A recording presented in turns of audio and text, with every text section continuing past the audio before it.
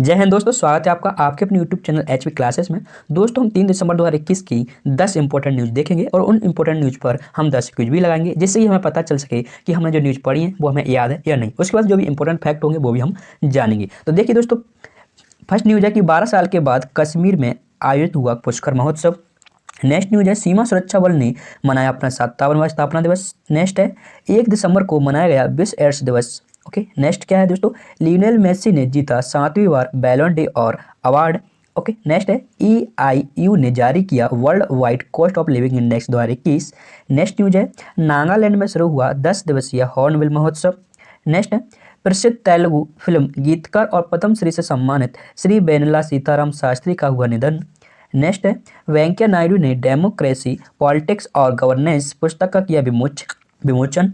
Next है, lieutenant general Manoj Kumar मांगो को राष्ट्रीय रक्षा कॉलेज का प्रमुख किया नियुक्त। नेक्स्ट है, बुजुर्ग जा सकेंगे अयोध्या और करतारपुर साहिब, दिल्ली सरकार ने मुख्यमंत्री तीर्थ योजना के तहत की घोषणा। ओके, तो दोस्तों ये 10 न्यूज है और इनको हमें अच्छे से याद करना है, जिससे कि हम आगे की जो हमारी क्विज है उनको हम आसानी से सही कर सकते हैं। ठीक है, पहली न्यूज है दोस्तों, 12 साल के बाद कश्मीर में आयोजित हुआ महोत्सव। मतलब दोस्तों ये 12 साल के बाद, यानी 12 साल के पहले, यानी कि 2012 में पहले हुआ था, उसके बाद अब हो रहा है कश्मीर में पुष्कर महोत्सव। ये आपको याद रखना है। ठीक है, नेक्स्ट है दोस्तों, सीमा सुरक्षा बल ने मनाया अपना स्थापना दिवस। मतलब दोस्तों जो BSF है उसने अपना स्थापना दिवस मनाया। ओके, तो दोस्तों इसकी स्थापना 1965 में हुई थी। ओके, इसलिए इसने आज यानी 2021 में, यानी 1 दिसंबर 2021 को क्या बनाया दोस्तों, अपना स्थापना दिवस मनाया। नेक्स्ट है दोस्तों, 1 दिसंबर को मनाया गया विश्व एड्स दिवस। दोस्तों विश्व एड्स दिवस जो कि 1988 से मनाया जा रहा है। ओके, इसमें क्या क्या होता है, क्या टेस्ट होते हैं इसकी जांच के लिए, सब कुछ हम आगे जानेंगे। नेक्स्ट है दोस्तों कि लियोनेल मेसी ने जीता 7वीं बार बैलन डी और अवार्ड। यानी कि जो अवार्ड है दोस्तों, ये किसने जीता दोस्तों, लियोनेल मेसी ने। ये पुरुष वर्ग में जीता है और महिला वर्ग में किसने जीता है वो हम आगे देखेंगे। ओके, नेक्स्ट क्या है दोस्तों, EIU ने जारी किया world wide cost of living index. इसमें देखेंगे कि कौन महंगा है, कौन अच्छा, क्या क्या है इसमें हम आगे भी जानेंगे। ओके, कौन महंगा शहर है ये पूछेगा प्रश्न में, तो हम उसको आंसर सही लगा पाएंगे। ठीक है, नेक्स्ट है, नागालैंड में शुरू हुआ 10 दिवसीय हॉर्नबिल महोत्सव। दोस्तों हॉर्नबिल महोत्सव कहाँ पर आयोजित हुआ है, तो नागालैंड में, और नागालैंड में ही होता है। ठीक है, चलिए नेक्स्ट है कि प्रसिद्ध तेलुगु फिल्म गीतकार और पद्मश्री से सम्मानित श्री वेनला सीताराम शास्त्री। दोस्तों श्री वेनला सीताराम शास्त्री का निधन हो गया, जो कि दोस्तों तेलुगु फिल्म में क्या थे, यानी कि तेलुगु भाषा के गीतकार थे। ओके, जो फिल्मों में काम किया करते थे। ओके, उन्हें पद्मश्री भी मिला है और उन्होंने लगभग कितने गीत वगैरह हैं, तो इनके हैं 3000 गीत। ओके, चल, तो नेक्स्ट है कि वेंकैया नायडू ने डेमोक्रेसी पॉलिटिक्स और गवर्नेंस पुस्तक का किया विमोचन। दोस्तों ये पुस्तक है दोस्तों, डेमोक्रेसी पॉलिटिक्स और गवर्नेंस। दोस्तों इस पुस्तक को लॉन्च किया दोस्तों वेंकैया नायडू, जो कि अपने भारत के वर्तमान में उपराष्ट्रपति हैं। लेकिन दोस्तों ये जो बुक है वो इनकी नहीं है। बुक के लेखक कौन है वो हम आगे जानेंगे। बता ही देता हूँ दोस्तों, सूर्य प्रकाश जी इस पुस्तक के लेखक हैं। ओके, नेक्स्ट दोस्तों, लेफ्टिनेंट जनरल मनोज कुमार मांगो को राष्ट्रीय रक्षा कॉलेज का प्रमुख नियुक्त किया गया। दोस्तों इनको ये याद रखना, राष्ट्रीय रक्षा कॉलेज, इसका प्रमुख कौन नियुक्त किया गया दोस्तों, मनोज कुमार मांगो। ओके, चलिए नेक्स्ट दोस्तों, बुजुर्ग जा सकेंगे अयोध्या और करतारपुर साहिब, दिल्ली सरकार ने मुख्यमंत्री तीर्थ यात्रा योजना के तहत की घोषणा। दोस्तों अब क्या होगा कि जो बुजुर्ग लोग होते हैं, ओके, उनको तीर्थ यात्रा के लिए मुफ्त में दिल्ली सरकार ने घोषणा कर दी। कहाँ से दोस्तों, अयोध्या और करतारपुर साहिब। ओके, चलिए दोस्तों इसके बारे में हम जानेंगे। ओके, यानी कि जो इंपॉर्टेंट फैक्ट होंगे वही हम आगे की जो क्विज है उसमें देखेंगे। ठीक है, बिना फालतू का ज्ञान हम आपको नहीं देंगे। चलिए दोस्तों, तो तैयार हो क्या क्विज लगाने के लिए। ओके दोस्तों, अपने आंसर कमेंट बॉक्स में लिखते चलें और अपना लास्ट में जो भी स्कोर हो वो भी लिख कर बता दें। चलिए दोस्तों, तो चलते हैं पहली क्विज पर। ओके, देखिएगा पहला क्या है कि प्रति वर्ष विश्व एड्स दिवस कब मनाया जाता है। ऑप्शन दोस्तों आपके हैं 3 दिसंबर, 1 दिसंबर, 4 दिसंबर और 2 दिसंबर। ओके, तो सही आंसर कमेंट बॉक्स में लिखिएगा। ठीक है दोस्तों, इसका सही आंसर होगा ऑप्शन बी, यानी कि 1 दिसंबर। ओके, नेक्स्ट देखते हैं दोस्तों। देखिएगा दोस्तों, विश्व एड्स दिवस पहली बार 1988 में मनाया गया था। ओके, एड्स दिवस की जांच एलिसा टेस्ट द्वारा करते हैं। इसकी जांच में किस टेस्ट का प्रयोग करते हैं, तो ELISA test. Okay okay, AIDS किस वायरस से होता है दोस्तों, HIV वायरस से होता है। एड्स के RNA में कौन सा वायरस मौजूद रहता है, तो रेट्रो मौजूद रहता है, रेट्रो वायरस। एड्स के RNA में रेट्रो वायरस मौजूद रहता है।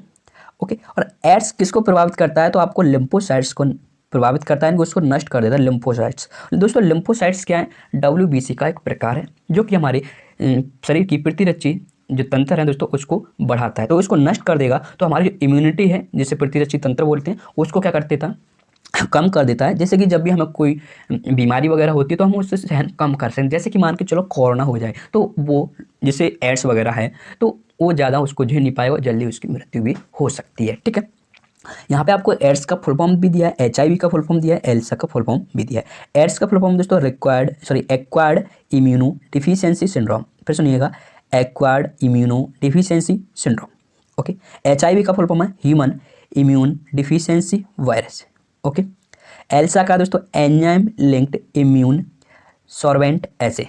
ओके, ये 3 आपको फुल फॉर्म पता होने चाहिए।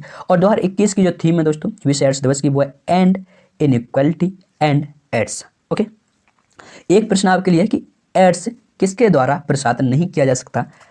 ऑप्शन है यौन संपर्क, आलिंगन, स्तनपान कराना या रक्त प्रदान करना। चलिए, आदान या प्रदान, तो दोस्तों इसका आंसर आपको कमेंट बॉक्स में देना है। चलिए मैं नेक्स्ट देखते हैं। 1 दिसंबर 2021 को किसने अपना 57वां स्थापना दिवस मनाया। ऑप्शन BSF, CISF, CRPF और ITBP। ओके, चलिए जल्दी से आंसर कमेंट बॉक्स में लिखिएगा। ओके, तो दोस्तों इसका सही आंसर होगा ऑप्शन A यानी कि BSF। इसके बारे में जान लेते हैं अपन। दोस्तों BSF की स्थापना 1 दिसंबर 1965 को हुई थी। BSF पाक और बांग्लादेश की सीमा पर तैनात है। BSF के हेड अभी वर्तमान में पंकज कुमार सिंह हैं। ऑपरेशन सर्द हवा भी BSF द्वारा चलाया जाता है। ऑपरेशन सर्द हवा BSF द्वारा चलाया जाता है। चलिए नेक्स्ट क्वेश्चन देखते हैं। डेमोक्रेसी पॉलिटिक्स और गवर्नेंस नामक पुस्तक जिसका हाल ही में विमोचन किया गया, इसके लेखक कौन है। ऑप्शन है दोस्तों डॉक्टर एस सूर्यप्रकाश, प्रकाश लोधना जोश, संगीत पाल चौधरी, KS विजयनाथ। ओके, तो चलिए सही आंसर करिएगा, क्या हो सकता है। दोस्तों सही आंसर होगा option A doctor S Suryaprakash. दोस्तों इसका विमोचन किसने किया यानी कि लॉन्च किसने किया है, तो हमारे भारत के वर्तमान उपराष्ट्रपति वेंकैया नायडू ने। ओके, लेकिन ये पुस्तक के लेखक कौन है दोस्तों, सूर्यप्रकाश जी हैं। दोनों याद रखना, विमोचन किसने किया और इस पुस्तक के लेखक कौन है। चलिए नेक्स्ट क्वेश्चन देखते हैं। हाल ही में कहाँ पर पुष्कर महोत्सव का आयोजन किया गया। चलिए ऑप्शन क्या है, राजस्थान, जम्मू कश्मीर, हरियाणा और केरल। ओके, चलिए दोस्तों तो करिएगा। दोस्तों इसका सही आंसर होगा ऑप्शन B यानी कि जम्मू कश्मीर। ओके, चलिए इसका भी देख लेते हैं कि क्या क्या हमें और याद रखना है। पुष्कर महोत्सव नदी का महत्व बताने के लिए बताने के उद्देश्य से मनाया जाता है। किसके, नदियों का महत्व बताने के लिए पुष्कर महोत्सव मनाया जाता है। यह एक ही स्थान पर 12 वर्षों के बाद 12 दिन तक मनाया जाता है। यानी कि पिछली बार 2012 में हुआ था जम्मू कश्मीर में, 12 वर्ष के बाद अब हो रहा है 2021 में और 12 दिन तक चलेगा। ठीक है, जम्मू कश्मीर में यह पिछली बार 2012 मनाया गया था, ये भी पता था आपको। ठीक है, पुष्कर मेला राजस्थान, पुष्कर महोत्सव काम लगता है जम्मू कश्मीर में और पुष्कर मेला राजस्थान में। दोनों पुष्कर मेला और पुष्कर महोत्सव दोनों में अंतर आपको पता होना चाहिए। ठीक है, इतना ही अंतर कि एक कहाँ होता है एक कहाँ होता है। चलो नेक्स्ट है। हाल ही में जानी मानी शख्सियत श्री बेनीला सीताराम शास्त्री का निधन हो गया है। वे थे यानी कि वे किससे संबंध थे, राजनेता, क्रिकेटर, अंतरिक्ष यात्री या गीतकार। चले, तो सही आंसर कमेंट बॉक्स में लिखिएगा दोस्तों। दोस्तों सही उत्तर होगा ऑप्शन D गीतकार। ओके, चले नेक्स्ट क्वेश्चन है। हाल ही में बैलोन डी और पुरुष अवार्ड किसने जीता, यानी कि जो बैलोन डी और जो अवार्ड है वो पुरुष वर्ग में किसने जीता है। ऑप्शन दोस्तों Cristiano Ronaldo, Lionel Messi, Robert Lewandowski और मार्को वन बास्टर। देखिए दोस्तों जो इंपॉर्टेंट इन्फॉर्मेशन अगर रह बचती है तो वो मैं बाद में मेंशन कर देता हूँ। ठीक है ना, ऐसा नहीं कि इसमें अगर मैं यही बता रहा हूँ। ओके, जैसे पिछले प्रश्न में मैंने केवल एक ही क्वेश्चन कराया और बता दिया, तो इतना ही उसमें इतना ही आपको याद रखना है। अगर एक्स्ट्रा कुछ चीज़ याद रखनी होगी तो मैं जरूर मेंशन कर दूंगा। देखिए दोस्तों यहाँ पर सही आंसर होगा option B Lionel Messi. Okay, अगर देख लेते हैं कि महिला वर्ग में किसे मिला, तो देखिए लियोनेल मेसी अर्जेंटीना के फुटबॉल खिलाड़ी हैं, इतना आपको पता होना चाहिए। कहाँ के दोस्तों, अर्जेंटीना के फुटबॉल खिलाड़ी हैं। और ये इसे महिला वर्ग में किसने जीता, एलेक्सिया पुटेलस ने जीता, जो कि कहाँ की है, स्पेन की है। ओके, चलिए नेक्स्ट देखते हैं।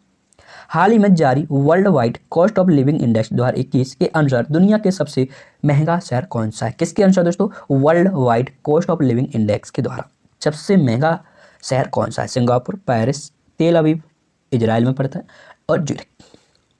ओके, चलिए दोस्तों, इसका सही उत्तर होगा तेल अवीव, जो कि इजराइल में एक शहर है। ओके, इजराइल एक देश है। चलिए देखते हैं दोस्तों नेक्स्ट क्वेश्चन।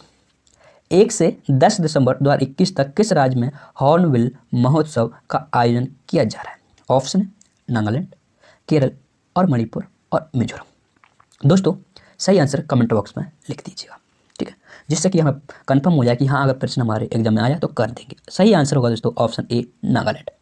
1 से 10 दिसंबर तक ही क्यों? दोस्तों 1 दिसंबर 1963 में नागालैंड की स्थापना हुई थी। इसके बारे में और क्या याद रखना है, हॉर्नबिल को त्योहारों का त्योहार भी कहते हैं। और हॉर्नबिल जो पक्षी है, एक पक्षी का नाम है, एक किस राज्य के पक्षी हैं? तो केरल और अरुणाचल प्रदेश के राज्य के पक्षी हैं। ओके चलिए नेक्स्ट देखते हैं। हाल ही में किसने राष्ट्रीय रक्षा कॉलेज नई दिल्ली के 34वें कमांडेंट के रूप में पदभार ग्रहण किया? ऑप्शन क्या क्या? Air marshal D Chaudhari, lieutenant general Manoj Kumar मांगू, एडमिरल आर हरि कुमार और vice admiral Rajendra Bahadur Singh. Okay सही आंसर कमेंट बॉक्स में लिख दीजिएगा जल्दी से।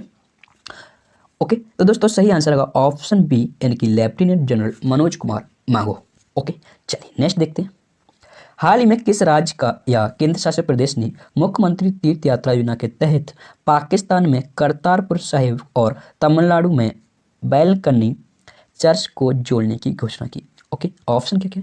पंजाब, पश्चिम बंगाल और तमिलनाडु और दिल्ली। ओके चलिए दोस्तों जल्दी से आंसर कमेंट लिख करिएगा।